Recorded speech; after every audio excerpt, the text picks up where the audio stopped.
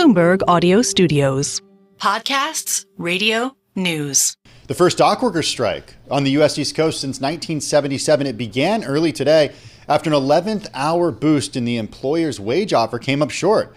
Union members hit the picket lines after midnight, container terminals closed, and Carol, auto shipments ground to a halt. Yeah, absolutely. Gene Seroka knows firsthand about contract negotiations involving dock workers. He dealt with prolonged negotiations and delays and slowdowns in the movement of goods along the West Coast ports that finally resulted in a new contract just about a year ago. Gene is the executive director of Port of Los Angeles and joins us from LA. Gene, good to have you here on what is turning out to be a very, very busy day. First up, I am curious in terms of, I guess I almost want to ask you about the Middle East, because it is one of those big things when we wrapped up the trading year about a year ago, that when we talk about risks to the world, the investment environment, geopolitics came up. Before we get into the East Coast strike, I would love for you to weigh in on what is happening in the Middle East, and if at all you see any impact or concerns about maybe the outlook of your world. Good afternoon, Carol and Tim, and you're exactly right. There are a lot of geopolitical influences on supply chain decision makers and have been for some time. Looking at the Middle East today, cargo ships are still rerouting around the Cape of Good Hope in Africa, avoiding the Red Sea with the Houthi rebels. Suez Canal receipts are down 80 to 90%, and there's no less than 4 ongoing conflicts. This causes great concern for the certainty of the supply chain and how you have to do reroutes and workarounds to keep commerce flowing. But our thoughts and minds and hearts are with the people on the ground and making sure families are safe. So layer on top of that then the strike that we're now seeing on the East Coast ports, obviously not ideal for many, many different reasons. Are you seeing, first of all, increased traffic on the West Coast ports, your port in particular, because of what's happening here on the East Coast? Yes, Carol. We started to see an uptick in cargo volume at the beginning of the year. People were a little bit concerned not only about a protracted dock workers negotiation, but drought conditions in the Panama Canal, in addition to those security concerns in the Red Sea. Our cargo volume is up 17% year to date, and we've had a very long peak season that began in June and still continues with some steam here now going into October. In fact, our third quarter ending yesterday is our best on record in 116 years. Do you see that continuing into the fourth quarter, which starts today? Typically, the month of October is met with the Golden Week holiday in China, formerly called National Day. We've got enough cargo still there at the major ports in China to profile our vessels next week. October will be strong. Then we might see a tapering off a little bit of the cargo volume, and that's seasonal, no more, no less.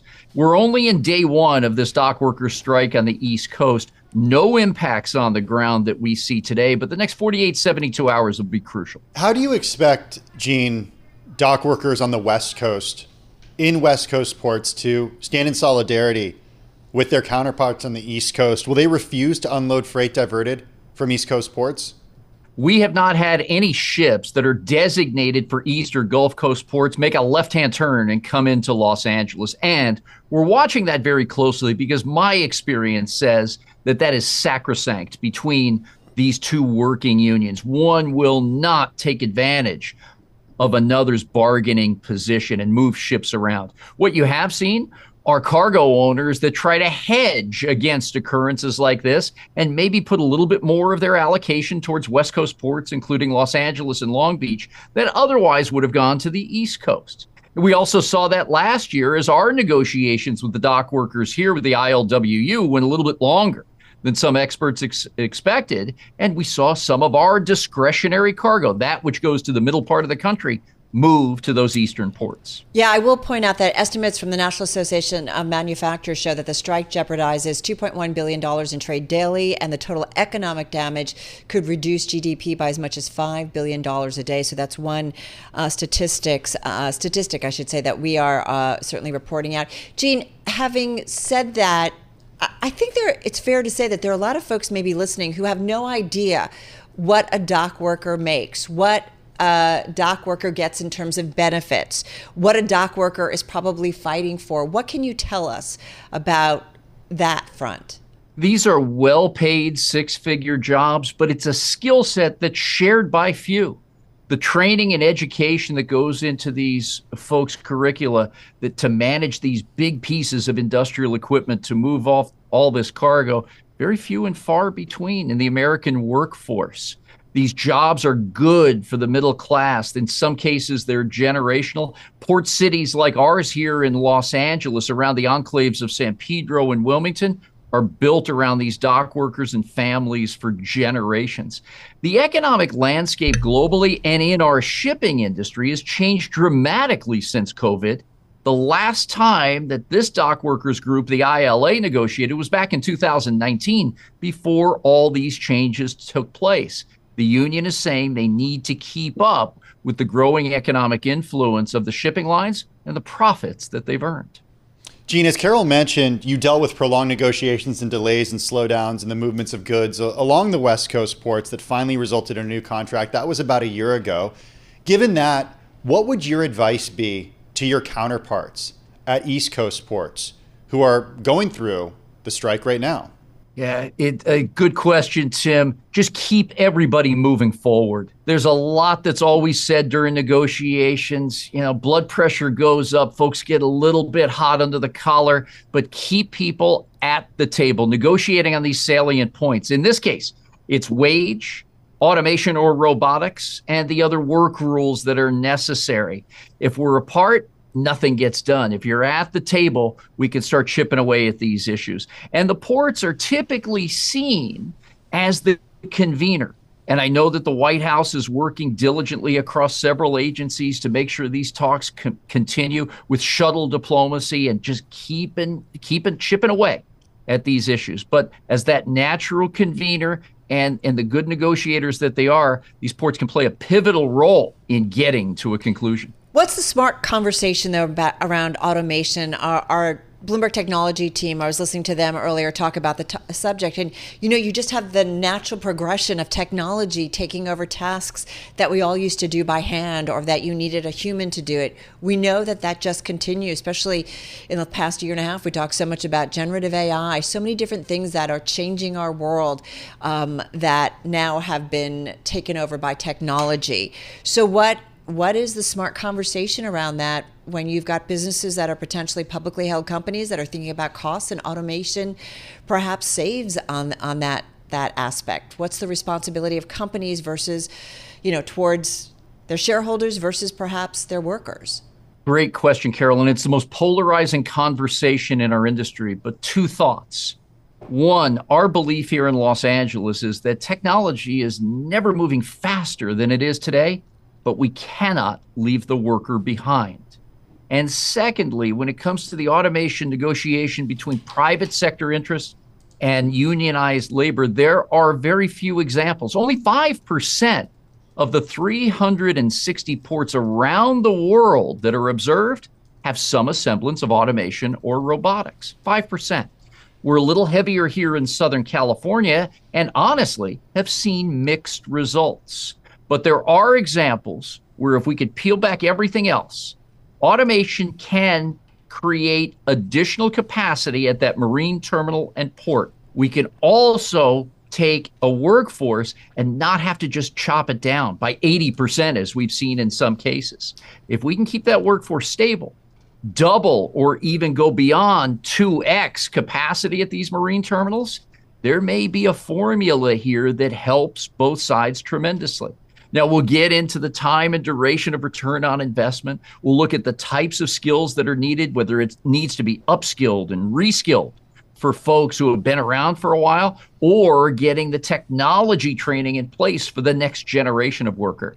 In my experience, it doesn't have to be a zero-sum game. There's a skillful way to do this, and that's where I would be right now in these negotiations. All right, we are talking with Gene Seroka, Executive Director of the Port of Los Angeles. I'm Carol Massar, along with Tim Stenovec here live on Bloomberg Business Week. Do want to mention a headline crossing, the Israel police updating the number of dead in that Tel Aviv attack to 6. So we continue to get some headlines following the launch of missiles, ballistic missiles by Iran. But there was also another direct attack in the area in Tel Aviv. So we're starting to get some more details about some of the casualties in that. And that one is shooting. Yeah, that was earlier. a shooting. Yeah. Gene, I want to go back to Gene Seroka joining us from Los Angeles. Gene, economists are still trying to figure out how much damage to a supply chain this would do, what the economic cost would be. Estimates range from $1 billion to $5 billion a day in delayed or lost activity as a result of this strike, as a result of these strikes. Given your perch, given where you are, I'm wondering how long you think this strike will go on. Yeah, Tim, that's an estimate of the average amount of cargo value that goes through these ports on a daily basis. Not all of it is perishable in the most clear sense. If this strike is very short, couple, 3 days, there's the ability to catch up on getting this commerce out to the interior of the country, to the consumer bases across the eastern seaboard very quickly. It's when it becomes a lot longer than just these several days that if it turns into weeks, we'll have a very different discussion right here on this show. The other piece to this is that this strike will impact someone somewhere, guaranteed. So whether it truly is a fruit or vegetable that's coming up from Central America, or it's a specific product that has to be sold by a particular date, that may go away forever. And it's the stock out for the retailer. It's the order that an individual put in that may not make it in time for their consumer. That's what goes away as well. But it's just not a flat number of $5 billion a day that will be eliminated from the United States economy if we can get these sides to reach agreement in a decent amount of time. And I would say that putting up pickets across 14 major ports will motivate some more than ever to get to the table. So I want to just go back to wages and just got 30 seconds here. My understanding is the most recent offer from the United States Maritime Alliance was for a 50% wage increase. The workers wanted, I think, more like 68%, but forgive me if I've got that number wrong. It sounds like a lot, and I think if somebody hears that, it sounds like a lot. In just 30 seconds, is it that their pay was so low, or is that a pretty aggressive request? And just quickly, if you could. I think the pay was a little bit low in keeping up with the gigantic income level jumps that you've seen in the shipping industry. This is an affordable quotient, but there are details that have to be resolved. All right. So appreciate all the time you've given us on this Tuesday. Gene Seroka, thank you so much. Gene is Executive Director at the Port of Los Angeles, joining us again from the West Coast, LA specifically.